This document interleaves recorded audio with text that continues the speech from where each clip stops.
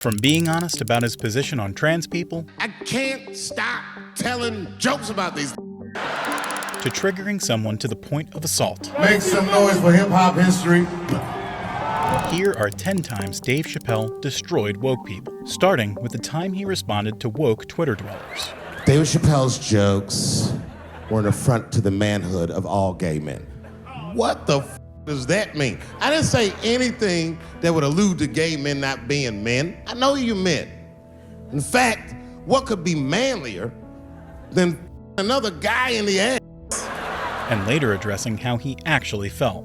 I would support anybody's right to be whoever they feel like they are inside. I'm your ally in that. However, my question is, to what degree do I have to participate in your self-image? Is it fair that I have to change my whole pronoun game up for this motherfucker? That didn't make sense. In another instance, Dave recalled an encounter that would later spark massive backlash from the LGBTQ+ community. And there was a few eccentric types, one of which was a very wealthy man that happened to be wearing a dress. I don't know what you call man. This is a tranny or drag queen, perhaps. Whatever it was, this is definitely a man. And Dave's story only got more detailed. And this man was definitely on drugs. I don't know what kind of drugs he's on, but I knew he had too much. He didn't look good. It's like this, he's like, he looked sick. And all his friends were standing around him, concerned, trying to revive him. I don't know whether it looked like some kind of gay CPR. There was fanning and As Dave's story reached its climax, he exposed the gap between what he saw and what he was told to say. And I went over there, all I said, excuse me, gentlemen, is he okay? And then they looked at me like I was evil. She is fine. I said, fine. Sorry, guys. I was just worried because she looks terrible. She just fell off the bench. Appears that her is popping out of her dress. But Dave wasn't just exhausted with trans people's shenanigans. He also had a special message for the whole alphabet community on this next special. You guys are confusing the emotions. You think I hate gay people, and what you're really seeing is that I am jealous of gay people. Oh, I'm jealous. I'm not the only black person that feels this way. We blacks, we look at the gay community and we go, God damn it, look how well that movement is going. But he only doubled down moments later. I can't help but feel like if slaves had baby oil and booty shorts, we might have been free 100 years sooner, you know what I mean? Later in the show, Dave began talking about DaBaby's infamous 2021 controversy. DaBaby was the #1 streaming artist until about a couple weeks ago. He took a nasty spill on stage and said some wild stuff about the LGBTQ community during a concert in Florida. Now, you know I go hard in the paint, but even I saw that was like, God damn, DaBaby. Driving home a point about woke stupidity shortly after. Oh, this is true. Google it. DaBaby shot and killed a Walmart in North Carolina.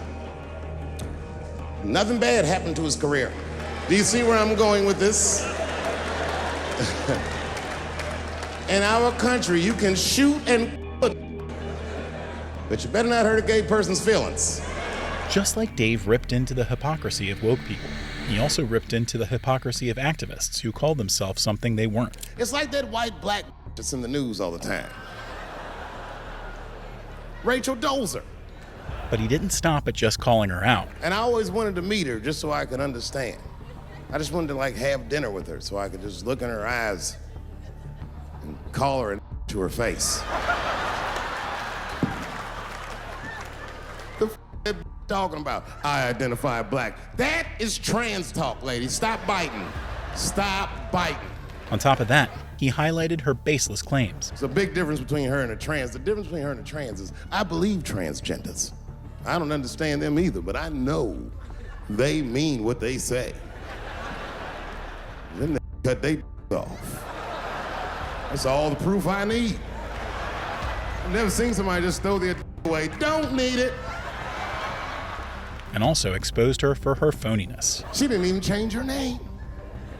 didn't even change her name. Her name is Rachel. I can't believe in that name. If you want my support, you're gonna have to change your name to the blackest shit I've ever heard.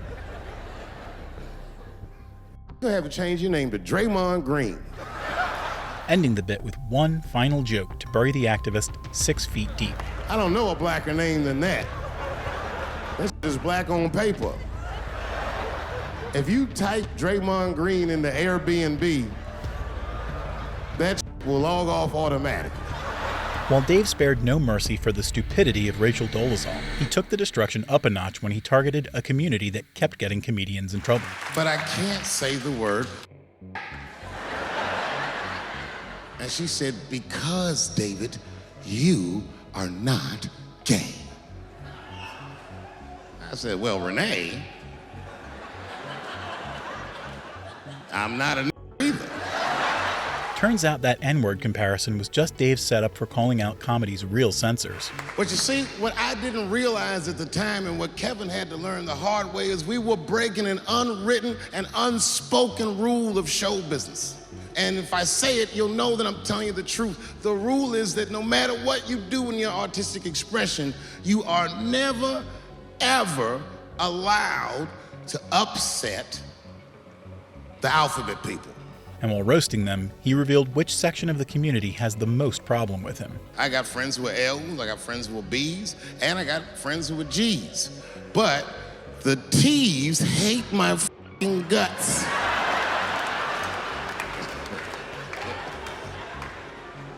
And I don't blame them. It's not their fault, it's mine. I can't stop telling jokes about these. Dave then flipped the script by revealing what he saw behind the unified LGBTQ+ front. You know, you hear all those letters together all the time, LBGT, LBGT, and you think it's just one big movement. It's not. All those letters are their own movement. They just travel in the same car together. As he started putting all of the woke movements on Spotlight, his first target ended up being the gays. My guess is the G's are driving that car. That makes sense to me, because there's white men in the G's. And these people are trying to get around discrimination and oppression. And you know how white dudes are. We know these roads. When Dave was shifting his sights to lesbians and bisexuals, he silenced a woke audience member that was getting a little too excited. Everybody likes the L's, except for the G's. The only thing that breaks the tension between the L's and the G's are the B's in the back seat. That's right, there you go. Everybody scream out when you hear your letter. And with the G's and L's finished, it was time to take the B's to If task. it's one thing that the L's and the G's agree on, is that the B's are f***ing gross. They seem greedy to the L's and the G's, you know what I mean? They're just sitting in the back seat like, yeah, man, I'll f*** anybody in this car. What's going on, man?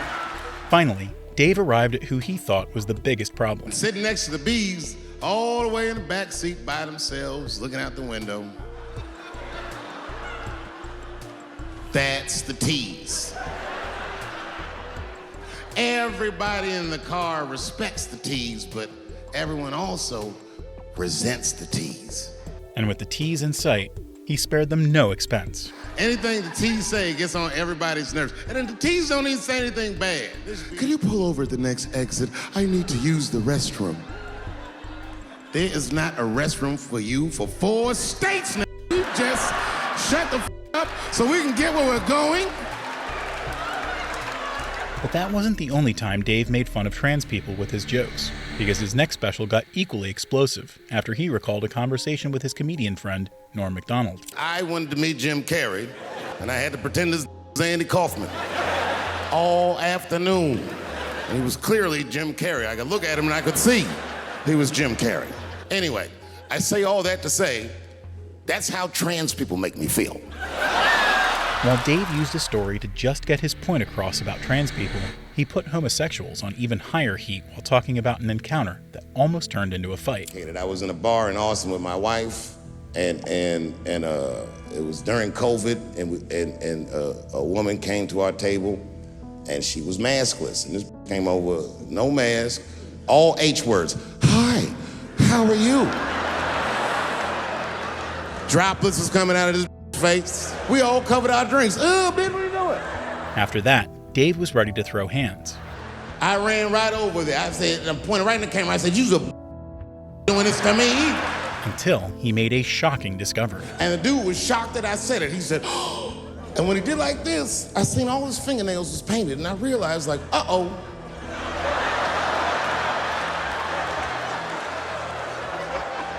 This fella's gay. But Dave immediately regretted his decision. Now, you know how I talk. I call everybody a you know what I mean? But that's not a right thing to do if they're gay, you know what I mean? And now I was in trouble. And not only that, the motherfucker was huge. He stood up. He was towering over me. He must have been 6'5", a big, white, corn-fed, Texas homosexualist nigga ready to fight. But as the story came to its conclusion, Dave turned the story into a build-up for an epic joke. I was ready. And then, right when you think we would fight, guess what he did? He picked up his phone and he called the police. This thing I'm describing is a major issue that I have with that community. Gay people are minorities until they need to be white again. But while he took shots at the gay community this time, Dave didn't spare woke celebrities either. I had read in the paper that Caitlyn Jenner was contemplating posing nude in an upcoming issue of Sports Illustrated. And I know it's not politically correct to say these things, so I just figured, it, I'll say it for everybody else. Yuck. And he didn't stop there. You know, sometimes I just want to read some stats. I don't know why you're gonna cram some man in the middle of the sports page like this. While roasting her, Dave even sneaked in a self-deprecating joke to keep things light. But I wasn't saying anything like Caitlyn Jenner's a bad person. I'm not mad at her for doing it. Not even mad at Sports Illustrated. If I'm mad at somebody, I'm probably just mad at myself. You understand? Because deep down, I know that I am not strong enough to not look at those pictures. And before moving on, he gave the celebrity a warning. So Caitlyn, God damn it, if you go through with this thing,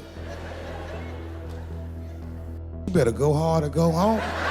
But before he ended the show, he told the trans community what he really thought of them. Do you have a problem with transgender people? And the answer is absolutely not. The f you guys think I am? I don't understand all the choices that people make. But I do understand that life is hard and that those types of choices do not disqualify you from a life with dignity and happiness and safety in it. But no matter how much he clarified his stance, Dave's jokes kept triggering the woke crowd, to the point that one of them escalated things to a whole new level. Ladies and gentlemen, make some noise for hip-hop history.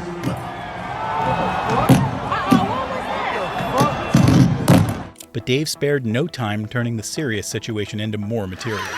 Thank God that was clumsy. He's back there getting stomped. And despite getting attacked, Dave had the last laugh in the face of the woke community. It was a trans man